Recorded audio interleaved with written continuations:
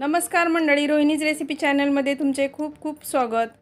आज आपण उपवासाचे साबुदाणा थालीपीठ कशी बनवायचे ते पाहणार आहोत। श्रावण महिन्यामध्ये सर्वांनाच उपवास असतात, तर त्याच्यासाठी हे थालीपीठ कसं बनवायचं ते पाहायचं आहे। त्याच्यासाठी ते मी 1 वाटी साबुदाणा घेतला, त्याला असं मोठाड वाटून घेतलं आणि थोडंसं पाणी घालून 10 मिनिटांसाठी झाकून ठेवलं। नंतर अशा पद्धतीने भिजलं गेलं आहे। थोडंसं पाणी घालून परत याचं व्यवस्थित मिश्रण करून घ्यायचं। नंतर याच्यामध्ये किसलेला बटाटा घालून घ्यायचा, त्याला पण व्यवस्थित मिक्स करून घ्यायचं। नंतर चवीनुसार हिरवी मिरची घालायची, शेंगदाण्याचा कूट घालायचा आणि परत त्याच्यामध्ये मीठ घालून घ्यायचं आहे। आणि तुमच्याकडे उपवासाला जे जे पदार्थ खातात ते तुम्ही याच्यामध्ये घातले तरी चालतील। नंतर एक डोसा पॅन घेतला, त्याला थोडंसं तूप लावून घेतलं आणि अशा पद्धतीने हे थालीपीठ मी ते थापून घेतलेलं आहे। नंतर वरतून थोडंसं तूप लावून घ्यायचं आणि याला अशा पद्धतीने पलटून घ्यायचं।